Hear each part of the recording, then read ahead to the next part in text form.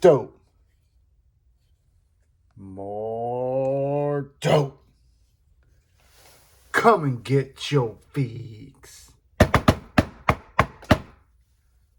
What's up, fuckers?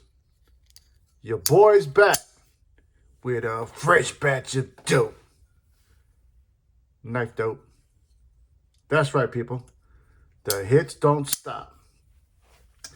Changing pace today for this video we're about to jump on. We're going to do 4 knives, I guess 4 rapid reviews type of situation. 4 knives from 4 different companies, all for your viewing pleasure. Doing it for the culture. First up is going to be this one. Recent acquisition. This is the raccoon. This one comes in at a whopping $59. Full disclosure, I had bought the first iteration of the raccoon, which was a button lock knife. And, you know, when that one dropped, there was that whole fiasco we were having in the community where companies were not doing the best job on their lock interfaces, on the geometry of the lock interface, particularly on button locks. And we were having, lockup failures. And the raccoon fell victim to that also. But I got to give them props. They went back to the drawing board. They addressed the issues. And more importantly, I think they just decided to say, fuck the button lock. And they decided to give us a version with the crossbar lock, which I think was a great decision on their part. You can still get the button lock version, but I think that this one is far superior. Also, more importantly, on this recent version, they also decided to give us a different option for the blade shape. This is a cleaver-esque / modified sheep's foot apparatus for your blade shape. I think this is just such a useful blade shape for EDC. I prefer this shape, to be honest with you, more so than that spear point / drop point that they were giving us. But I digress. Overall length comes in at 7.6 inches. In the closed position, we're looking at 4.35. Knife is deployed via the thumb studs. The tension on the springs is, with the springs that comes installed, I don't mind it. It's rather snappy, straight drop, but they also do give us a second set of springs. 3.25 inches overall length on this blade. 14C 28N is the blade steel. Fantastic option for that blade steel. Love their stonewash finish. I think it just looks great. Nice and slicey blade there. You can see they've got some functional jimping there at the base of the spine. You can also double down on that fantastic sharpening choil. Go ahead and choke up and get that full purchase, no refund. So I'm always going to sign up for that.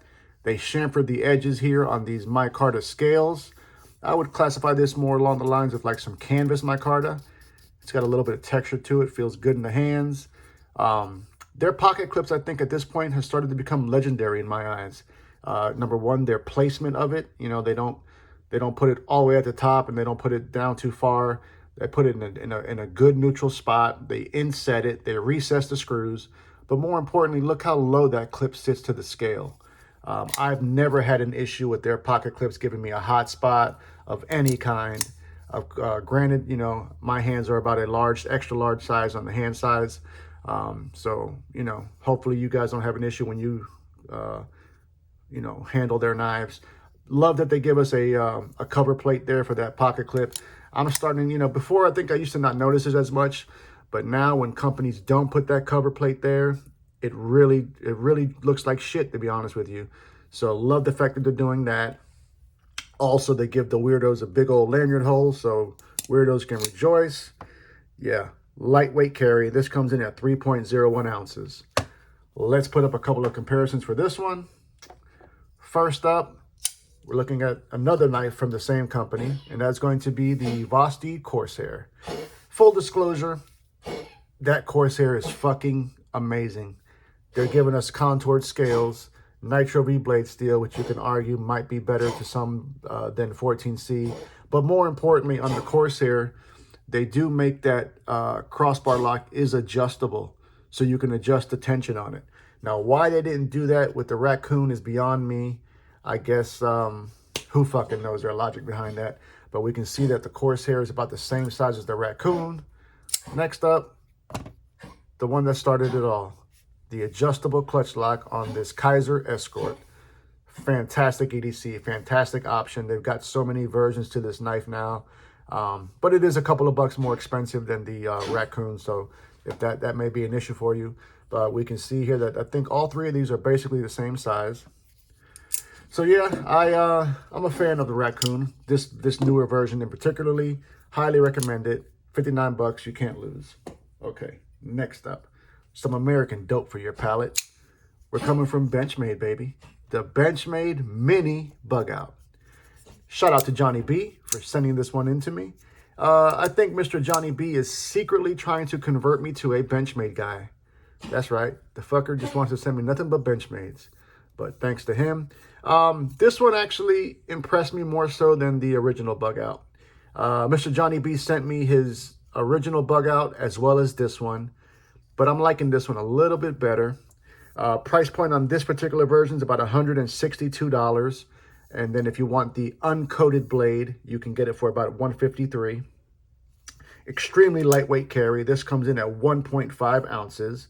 It is deployed via your thumb studs. This is using Benchmade's version of the crossbar lock, which they call the access lock. They are the originators of this whole access/crossbar lock genre. And while theirs is definitely serviceable, I do feel that companies like Kaiser and Vosteed have actually surpassed them in the crossbar lock. You know, I think while this is still a good, a good implementation of the crossbar lock, I don't understand why they haven't followed suit and made it adjustable, or at the very goddamn least, how about throwing a fucking extra set of fucking Omega springs in there? Come on, Benchmade, tighten the fuck up. Overall length is 6.5 inches. In the closed position, we're looking at 3.7. They are giving us these Grive rescales, aka plastic. You know, I had always heard so much about how much, there was so much play in the handle. And, now that I handle it, now that I'm actually handling the knife, I can totally see what they're saying about that. Super slim profile, super slicey goddamn blade. We're looking at this gorgeous drop point blade in S30V blade steel. We've got just the S30 logo on that side and that legendary butterfly logo on the front. Deep carry pocket clip is reversible, right or left hand tip up carry, and it is riding on washers. Let me put up some comparisons for y'all on this one. Going with the Para 3, so you can see it against that. How about against this one? Possibly my favorite Benchmade to date, which is that Mini Griptilian with the hole cut out, of course. So we can see that actually the Mini Bug Out is smaller than both of these. So definitely a smaller carry knife. Perfect fifth pocket carry in my honest opinion. American made. Some may argue the price point in particularly for this smaller knife might be a little bit high, but I do believe that according to Mr. Johnny B, there are aftermarket scales that are readily available for this knife. So I might be adding this one to the collection. All right, next up, we got one coming from Kaiser, people. That's right, the Kaiser Hyper. This one comes in at 107, or rather, I lied to you. This particular version comes in at 119. They've got a premium version to this knife that comes, I think, with titanium handles and LMAX blade steel for 179. But I digress. They're using a button lock for their locking mechanism on this one. Close length comes in at 4.09 inches. Open back construction. Goddamn open construction all the way around. You can see in the closed position, you can easily access that blade and see it. This is interesting. When I first saw it, I didn't think I would like it as much. But now that I have it in hand, I'm actually digging it.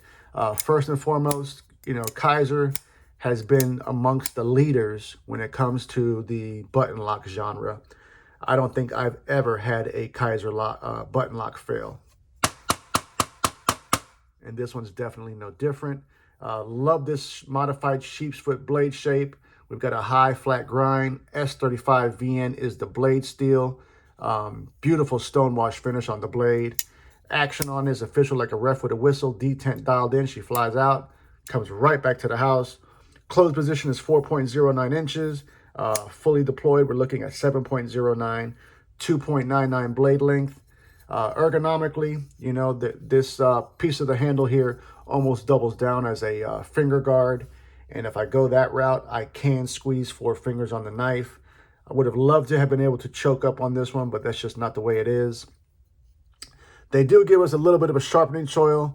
I mean, it's okay. You'll get a couple of sharpenings out of there. I'd say 2 tops. But nonetheless, it does have some good aesthetics to it. The pocket clip is for it comes with 1 pocket clip. Although if you look here at the butt of the knife, you can see that there are 2 slots.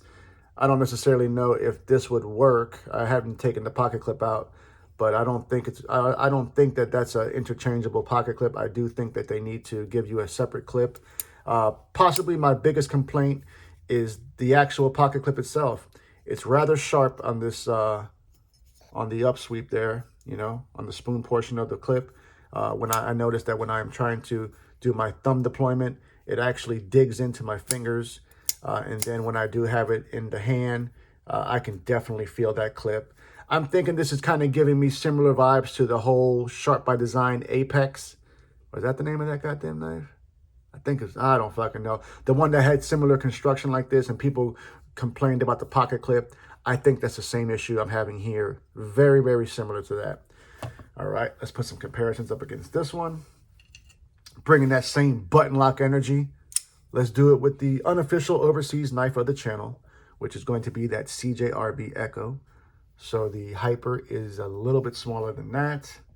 Last up, another fantastic one that I think not enough people are talking about. One that I actually start to appreciate more on the daily, and that is the Ferrum Forge Stinger button lock apparatus. So the Hyper is about the same goddamn size as that Stinger. Maybe ever so snug. I think I'm going to go with dead money on that. So there you guys see the size of this Hyper. Yeah, you know, I think for $119, it's you can't beat it. I'll tell you, if you guys have ever tried the Kaiser Original in aluminum, very, very similar feel as far as the, you know, the detent and the acoustics. It is spot on with that original. So if you enjoyed the original, I think you'll enjoy this Kaiser Hyper. Okay, last up. Now this one is probably the one that I least like out of all 4 of these. This is the Concept Baku. And I'm going to explain to you. I've never purchased a Concept knife, you know. Most of the people from Concept were at Kaiser at one time. And then from what I've been told, they branched off several years back and created Concept. But that's just a little bit of a history for you guys. But this Baku is just not for me, and I'll explain why. Price on this comes in at $159.59. That's kind of a weird price. Greg Schaub, who is the owner of Sparrow Knife Company, designed this knife. Big shout out to Greg. He is a veteran in the 20 years in the game in the Coast Guard. So I thank him for his service. We got a close length coming in at 4.07 inches.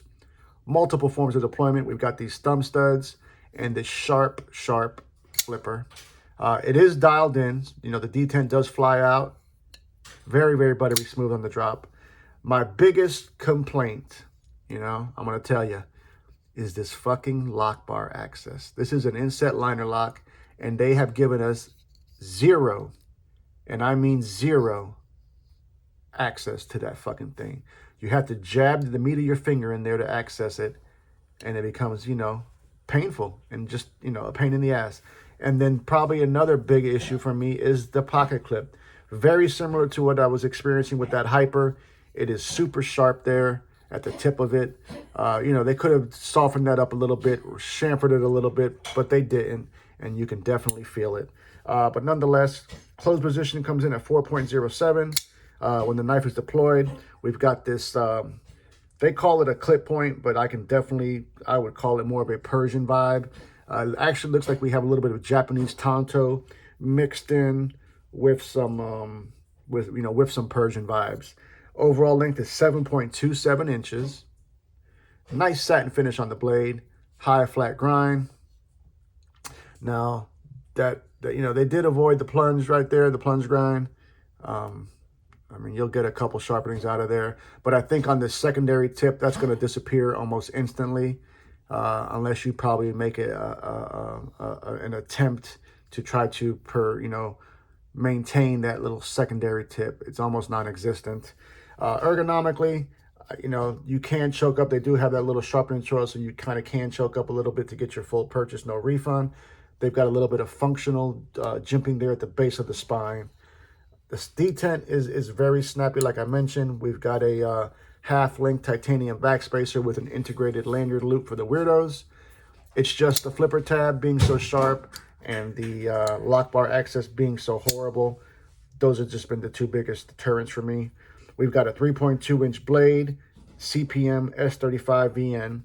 Now, the name Baku comes from a mythical Japanese spirit who devours nightmares. I can kind of dig that whole vibe, dig the name. But the only thing giving me goddamn nightmares is that pocket clip and that flipper tab. But I digress. Let's put up some comparisons on this one. First up, a Matthew Christensen design. One that I feel is one of my best pickups this year and not enough people talk about. We're talking about the Alliance Design Kraken. So the Kraken is also actually a Japanese Tonto-esque blade shape. So you can see similar design languages there. It's basically not even a secondary tip on those Japanese Tontos. So the Baku is smaller than that. Last but certainly not least, I think possibly my only clip point knife, or one of my only clip point knives in my collection. We're looking at the Jack Wolf Gunslinger. So the Baku is also smaller than the Gunslinger. Well, there we have it, people. I guess some people try to call this a rapid review. Don't necessarily know how rapid it is, but we have 4 knives from 4 companies. Some of them I was feeling. One of them in particularly, I wasn't. But more importantly, I want to know what you fuckers think. Which one was your favorite? Which one didn't you like? Tell me all about it. Love you, mean it. Until the next time. Cut something, cut someone. Just don't cut yourself. Stay dangerous, fuckers!